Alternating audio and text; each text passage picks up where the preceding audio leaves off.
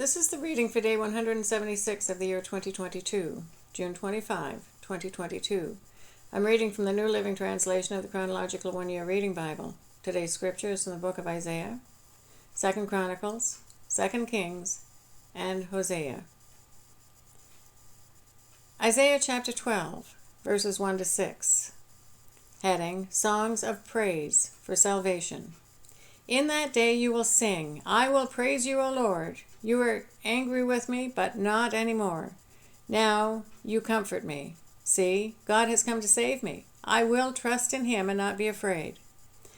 The Lord God is my strength and my song. He has given me victory.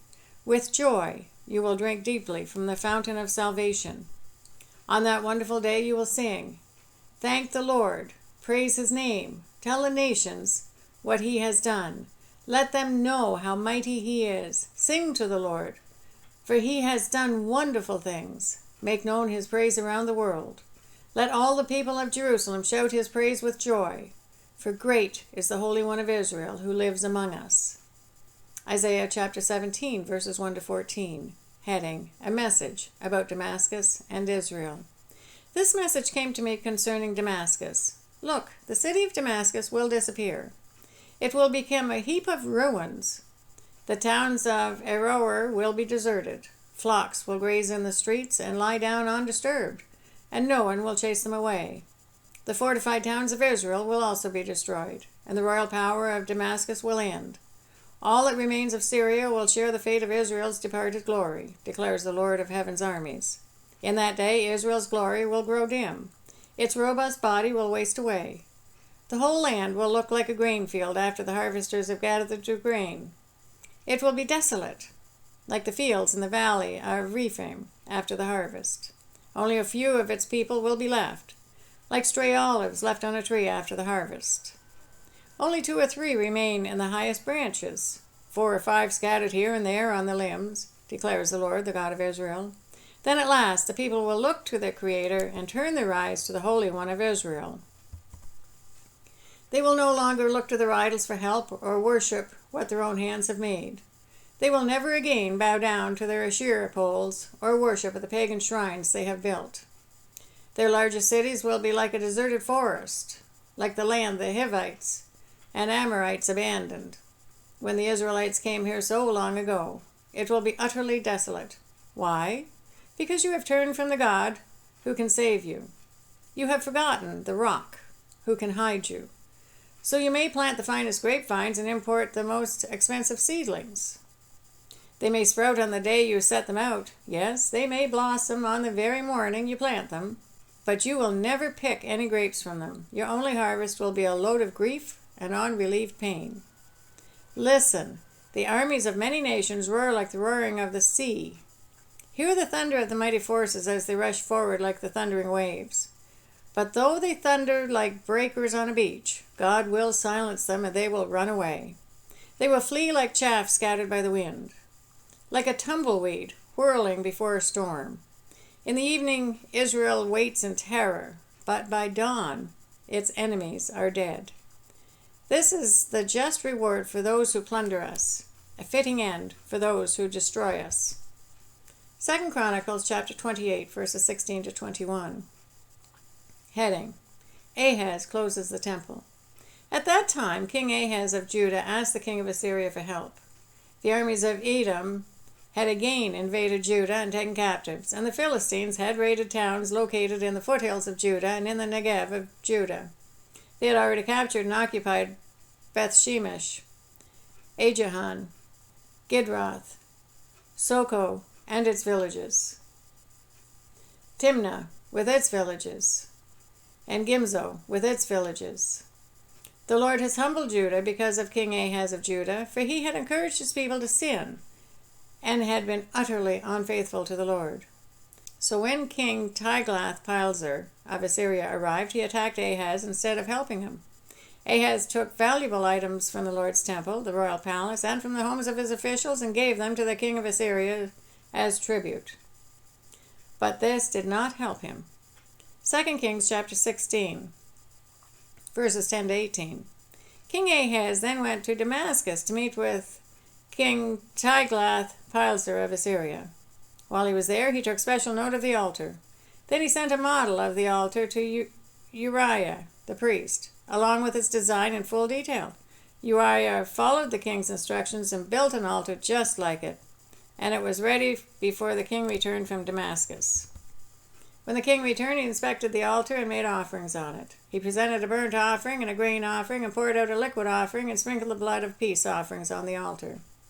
Then King Ahaz removed the old bronze altar from its place in front of the Lord's temple, between the entrance and the new altar, and placed it on the north side of the new altar. He told Uriah the priest, "Use the new altar for the morning sacrifices of burnt offering and evening grain offering, the king's burnt offering and the grain offering and the burnt offering of all the people, as well as their grain offerings and liquid offerings. Sprinkle the blood from all the burnt offerings and sacrifices on the new altar. The bronze altar will be for my personal use only." Uriah the priest did just as King Ahaz commanded him. Then the king removed the side panels and basins from the portable water carts. He also removed the great bronze basin called the sea from the backs of the bronze oxen and placed it on the stone pavement. In deference to the king of Assyria, he also removed the canopy that had been constructed inside the palace for use on the Sabbath day, as well as the king's outer entrance to the temple of the Lord. 2 Chronicles chapter 28, verses 22 to 25. Even during this time of trouble, King Ahaz continued to reject the Lord.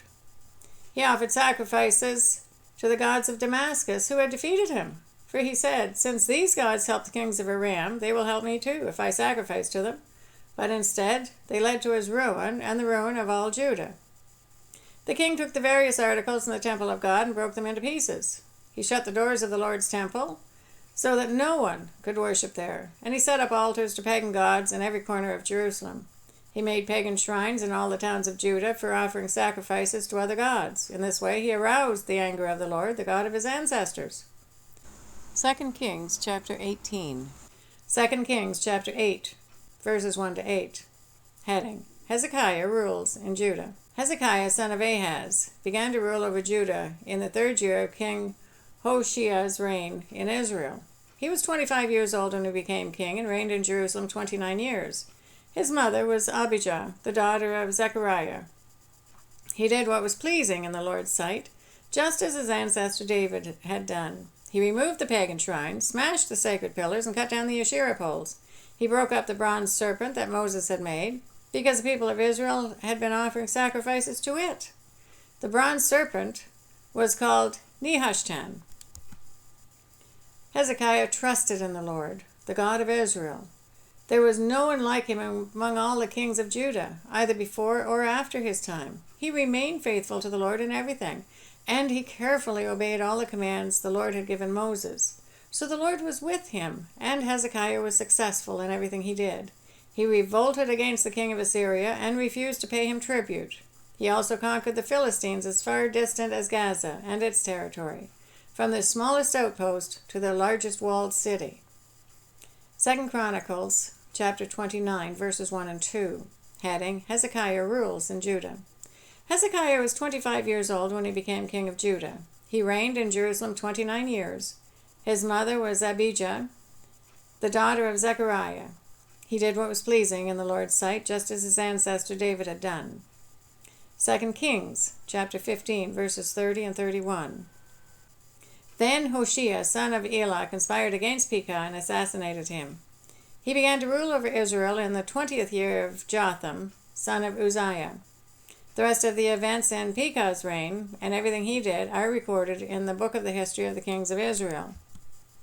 2 Kings chapter 17, verses 1 to 4. Heading: HOSEA rules in Israel. HOSEA, son of Elah, began to rule over Israel in the 12th year of King Ahaz's reign in Judah. He reigned in Samaria 9 years. He did what was evil in the Lord's sight, but not to the same extent as the kings of Israel who ruled before him.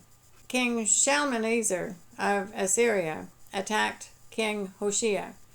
So HOSEA was forced to pay heavy tribute to Assyria. But HOSEA stopped paying the annual tribute and conspired against the king of Assyria by asking King So of Egypt to help him shake free of Assyria's power. When the king of Assyria discovered this treachery, he seized HOSEA and put him in prison. Hosea chapter 1, starting at verse 1. The Lord gave this message to Hosea, son of Beeri, during the years when Uzziah, Jotham, Ahaz, and Hezekiah were kings in Judah, and Jeroboam, son of Jehoash, was king of Israel. Heading, Hosea's wife and children. When the Lord began speaking to Israel through Hosea, he said to him, "Go and marry a prostitute, so that some of her children will be conceived in prostitution. This will illustrate how Israel has acted like a prostitute by turning against the Lord and worshiping other gods." So Hosea married Gomer, the daughter of Diblaim, and she became pregnant and gave Hosea a son. And the Lord said, "Name the child Jezreel, for I am about to punish King Jehu's dynasty to avenge the murders he committed in Jezreel. In fact, I will bring an end to Israel's independence. I will break its military power in Jezreel Valley." Soon Gomer became pregnant again and gave birth to a daughter. And the Lord said to Hosea, "Name your daughter Lo-ruhamah, not loved. For I will no longer show love to the people of Israel or forgive them, but I will show love to the people of Judah. I will free them from their enemies, not with weapons and armies or horses and charioteers, but by my power as the Lord their God." After Gomer had weaned Lo-ruhamah, she became pregnant again and gave birth to a second son. And the Lord said, "Name him Lo-ammi, not my people. For Israel is not my people, and I am not their God. Yet the time will come when Israel's people will be like the sands of the seashore, too many to count. Then at the place where they were told, 'You are not my people,' it will be said, 'You are the children of the living God.' Then the people of Judah and Israel will unite together. They will choose one leader for themselves, and they will return from exile together. What a day that will be! The day of Jezreel, when God will again plant his people in his land." Hosea chapter 2, verses 1 to 13. "In that day you will call your brothers Ammi, my people, and you will call your sisters Ruhamah, the ones I love." Heading, Charges against an unfaithful wife.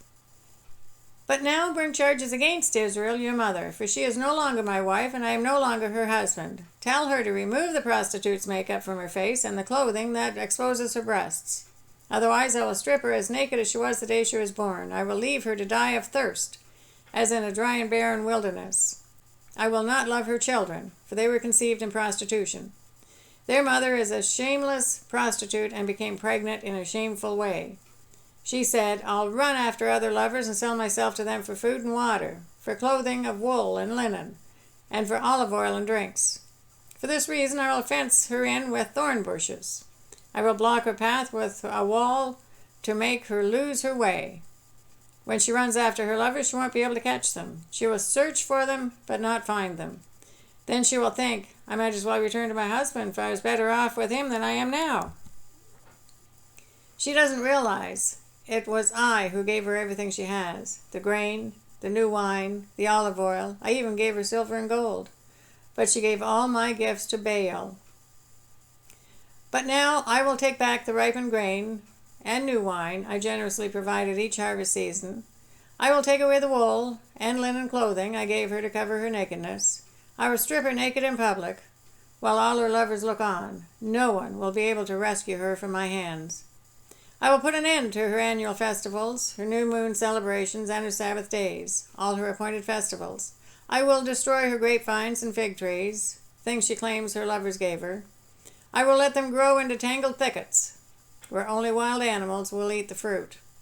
I will punish her for all those times when she burned incense to her images of Baal, when she put on earrings and jewels and went out to look for her lovers, but forgot all about me, says the Lord."